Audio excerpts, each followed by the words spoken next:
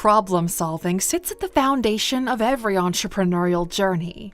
Knowing how to solve problems for yourself and for other people is the most straightforward way to get wealthy. And it's so difficult to find good problem solvers because people usually run away from problems instead of actively training themselves on how to fix them. In this video, we'll go over 15 reasons why you suck at problem solving. If you find any of this resonating with you, perhaps it's time to reevaluate yourself a little.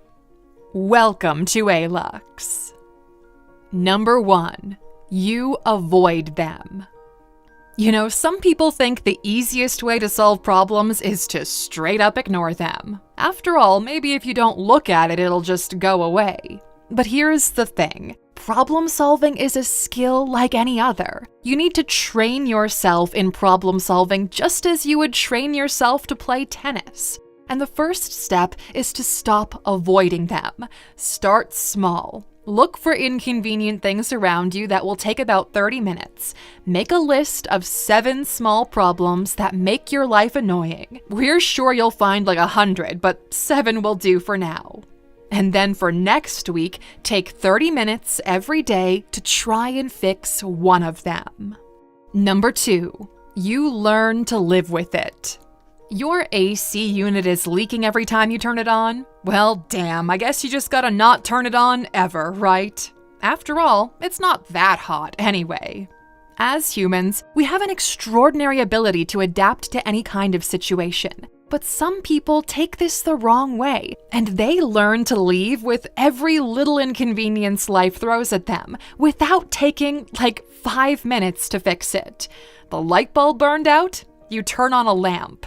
Your bathroom door squeaks like a dying squirrel? Just leave it open all the time. You can only chew on one side of your mouth because of bad teeth? Hey, you don't need to chew beer anyway. But all of these transform into unhealthy habits real quick. Number 3, you say it's someone else's problem. If it doesn't concern you, it's not your problem. Even if it does concern you, you wait for someone else to fix it. These kinds of people have really passive-aggressive attitudes toward life. They constantly wait for someone else to come in and fix things because, hey, it's not their fault things are that way. They also get angry when nobody comes in to fix said problems. Nothing gets done with these kinds of people, and you need to constantly micromanage them. Number 4, you apply a short-term bandage. There's no better way to feel good about your problem-solving skills than to find a superficial fix and call it a day. You don't even care if the problem really gets solved. You're more interested in it looking like you tried to solve it. You pat yourself on the back for a job well done, and when the thing inevitably breaks again, you go, okay, I fixed this last time, now who broke it again? You're not solving any problems, you're just delaying the time you'll have to deal with it once again. Number 5, you find a problem that's more important. You could solve this, but you've got more important things to do, and your time is so precious. You can't be bothered by such a trivial thing. And before you know it, you have a pile of problems knocking on your door, and now your problem is you have too many of them. This is how people get stuck in life, but no problem is too small to fix, so climb down off your high horse and get to work. Number 6, you don't go to the root. You try to fix the symptoms instead of the cause. You're reaching out to what's happening in the moment rather than searching for the root. And you may also know that you could fix this for good, but then you won't get to look busy when you have to deal with it time and time again. Look, okay, we're on to you. Number 7, you always look for problems. This is an interesting one because it involves a bit of introspection. Someone who always looks for problems will find only problems. You'll always say to yourself, this isn't going to work. rather than how do I make this work? It's a mentality shift.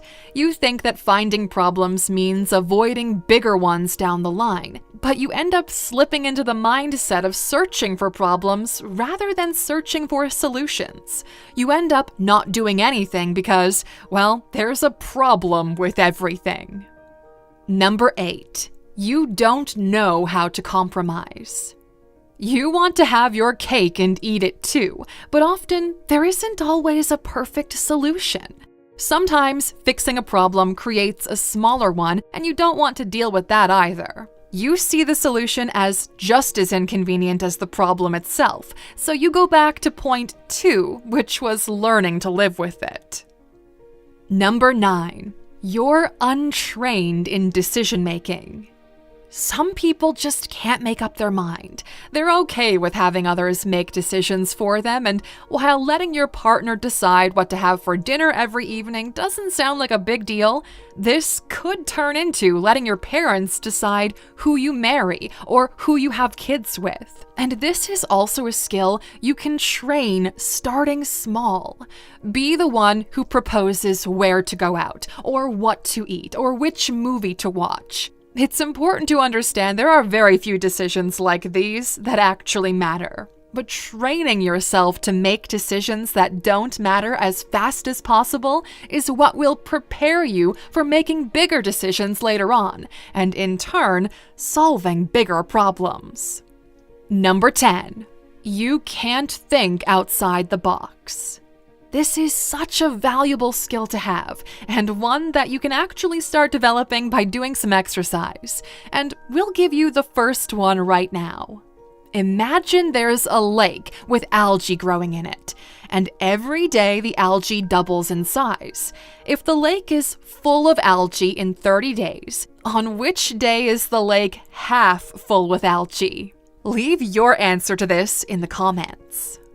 Number 11, you can't think long term. Sometimes the solution to a problem will render itself valuable only in the long term. You need to wait and see if it works out or not, and you just don't have the patience to wait or the vision to trust the process. This is why most people struggle to lose weight. They can't see themselves healthier after 6 months and get demoralized after 6 days. Let's do a quick imagination exercise. Imagine that tomorrow when you wake up, you'll be in the absolute best shape of your life. You'll be fit, muscular, your skin will glow, and your hair will shine. And all you have to do is eat a healthy dinner, drink a glass of water, and go for a short run today.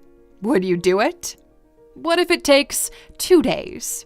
Run the simulation long enough, and you'll start getting a sense of long-term thinking. Number 12, you get overwhelmed by all the other smaller problems.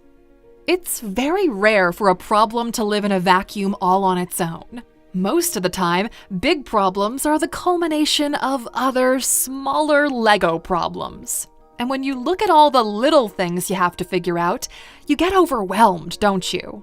You don't know where to start or even how to start. Well, the answer is simple. Start with the easiest thing you can solve and then build up momentum from there. Number 13, you don't know how to ask for help. Highly effective people, they don't do everything themselves. They always look for advice and insights to help them make a better call. And asking for help, it can be difficult. Maybe you don't want to look stupid, or maybe you think it's expected of you to know how to do this by default. Or maybe you don't want other people to help you out because you want all the credit. But look, we're telling you now, that is a dumb way to go. Number 14. You're afraid of trial and error. It's very rare that you'll know exactly how to fix a problem, especially if the problem is highly important and new to you. Most of the time, it requires a lot of trial and error, A/B testing, and getting it wrong a few times. You need to give yourself room to find the wrong solution in order to shortlist the good ones. Big companies have huge research and development budgets because they know the way forward is through trial and error. Did you know there are over 1,600 flavors of Coca-Cola in a lab in Belgium? They constantly test what works and what doesn't. And all of this is to say, you can't be expecting to get it right your first time every time. Number 15. You're afraid of responsibility if it goes south. Look, do you know what are the most two impactful attributes one can possess? Leverage and responsibility. Leverage helps you think at scale. We might do a dedicated video on that one actually. But responsibilities, on the other hand, force you to take it seriously. It's your reputation on the line, your name written all over it. You need to own it, even if it doesn't work out. Voiding yourself of responsibility puts you in a loser mindset. You made a bad call, it didn't work out, but you made the call and you are to blame for it. You'll soon find out that owning your mistakes makes you stronger and a lot more confident in the long run.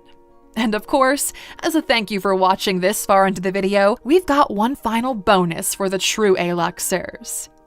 You grew up having others solve problems for you. Maybe your parents fed you with a silver spoon and protected you in bubble wrap from any kind of adversity. Now, we're not saying not to take care of your kids, but problem-solving skills start forming early in childhood.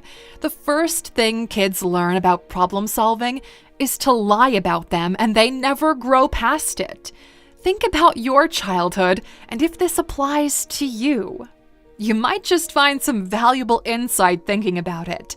And speaking of problems, many people make fake problems for themselves to deal with. We actually have the perfect video called How Fake Problems Keep You From Growing, where we talk about what those problems are and how you can fix them. You can watch it by clicking in the top right corner or the link down below. We'll see you back here tomorrow, Aluxers.